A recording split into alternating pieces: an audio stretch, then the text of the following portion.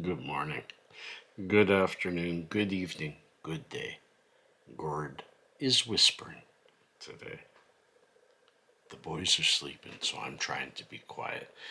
I have to get this done early because just like yesterday, I'm spending today working with Pasha, getting him caught up on his homework, getting him feeling a little better.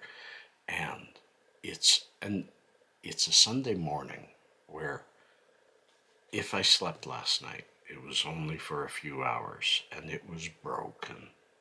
But, my friends, we're here for don't believe everything you think. And I think that's an important thing. First. But first, yeah, that might be part of the reason. Minus 17, minus 24 with the wind chill. I haven't been on a walk in 2 days. I'm in my head, I'm in my house, I'm in my mind, I'm insane. No. But it is driving me a little crazy, but I gotta put things in a different order for the next little while. I still have to make it to some kind of store to finish my Christmas shopping. Not much to do, but there's a few things in the mind that I can't do through delivery, and I want to get them. And you're seeing my mind in fog. It is only 7 in the morning. I couldn't sleep last night. And I forgot my coffee. Watch this. Poof. I don't know how well that worked, but I'm entertaining myself. Friends, what do I mean by don't believe everything you think? I think you may know what I'm thinking, but don't believe everything you think. Friends, it used to be don't believe everything you see. Don't believe everything you're told. And it's meant to ask for critical thought. But we're reaching a time in our world where we have to remind people somehow that critical thinking is more important than being right. And I'll give you an example. I have seen so many people reporting from both sides of the issue about COVID. I've seen people taking the statistics that are given to us by Alberta Health and saying, look, you need to be locked up. Locked up. You know what I mean. You need to be at home under this lockdown. And then others come forward and say the statistics are wrong and you are safe. And somewhere in the middle is the truth. Now, this is not about COVID. I'm not going to tell you that I know some magical answer. I don't. I'm in the middle too. I put out a thing in Instagram yesterday that said, look, friends, whatever you think of the vaccine, you do you and I'll do me. I'll be taking the vaccine. And it isn't because of fear. It isn't because of worry. It's because I'm trying to show my young son a trust, and I'm trying to show my son that he can have more faith in his future. He's afraid to take certain steps because he has a very old dad. Most of his friends, their dads are in their 30s, maybe 40s. I'm 60.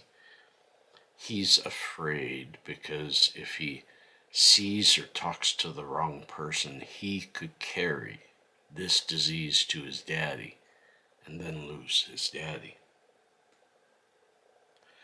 I want to relieve that fear, no matter how. Many of you, and myself included, believe these fears are overexpounded and overused and being abused by our governments to get higher taxes, to get more control, all that kind of stuff. A young 12-year-old boy with a 60-year-old father doesn't look at that. What he looks at is he wants his dad there when he gets married. So he's taking extra precautions that maybe he need not take. So I told his mother, you do what you want to do. I will take this vaccine. I will at least take me getting sick out of the equation, whether it's in the equation or not. And the worst thing is we're all living in these bubbles, in our own little bubbles, and because of lockdown, they have stopped allowing us. We don't have the ability to talk to each other like we do here. Even though we do this, it's a delayed conversation and therefore not a good conversation. It's like, I'll give a good example. Logia in France and we have found we think alike, but we often argue in the comments. Not argue, but have a back and forth discussion in the comments, trying to find our place where we agree because we feel we disagree, because it's textual conversation. If I could find, I have too many videos to go looking. If I could go back to my videos of 3 and 4 and 5 years ago, where I was warning that all this texting back and forth, people not phoning, people not seeing each other in person now more than ever, is going to lead to argument, distrust, and confusion and misinterpretation.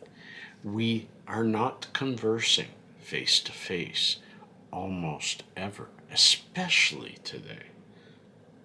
I said it would lead to this, and we're here. If I look at my news, it's mostly giving me, because I'm more on the right than some, it's mostly giving me very far left news trying to convert me. Or news that just confirms my position. If you're on the left, most of the stuff that people on the right are complaining about, you haven't heard. So many people, Stephen Crowder does a really good thing where he goes around and tells people certain things that Biden said or other liberals have said, but he fools them by putting it in the words of Trump. And they go, yeah, isn't that an awful thing to say? By the way, I just made one mistake. It wasn't Trump that said it. It was Biden. Oh, you're kidding me. People don't know what they don't know. And when you have 95% of the media out there left-leaning, when you have a Facebook that says if you disagree with the outcome of this election, we're going to delete your post. Wrongthink. Read 1984. Wrongthink is a thing now. So don't believe everything you think, because you may not have thought it. Other people, through the media, through our governments, have worked very hard to mold what you think, to inject what you think, to make you believe it's your own thoughts, when it's actually the programming of hours and hours of being on our phones and our desktops. I tried yesterday really hard. I was having a bad day until I shut my phone off and turned on some music and started cooking in the kitchen and listening to music and dancing. You never want to see me dance. and I started to feel better. I don't know how good of a video this is, but I tried, my friends. This is what's in my mind. It is the mind of a hippie, and so there you go. And you do know, even on a Sunday, we have time for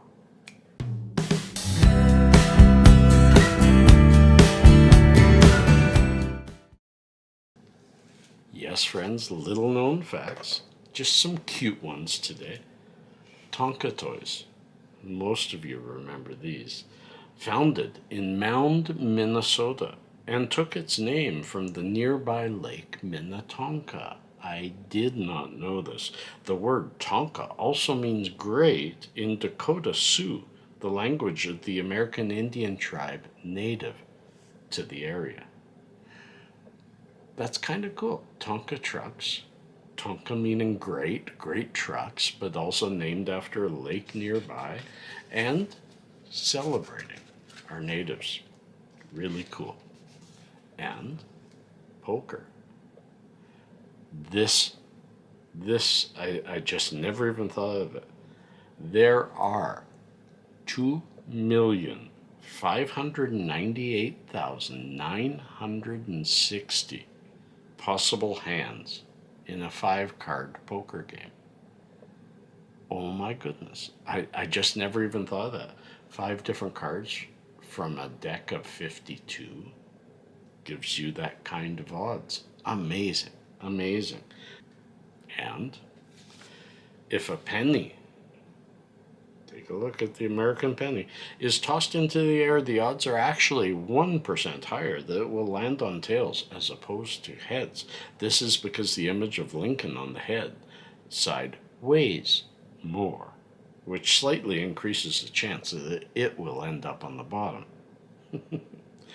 But the cost to mint a penny is more than a penny, and that is why, yes, in Canada, we don't have them. They've been gone since 2013. We haven't made a single penny since 2013, and nowadays they're not used. You don't see them, and we don't miss them. Sometimes, some things make sense. Peace and cheers, love and harmony. See you next time.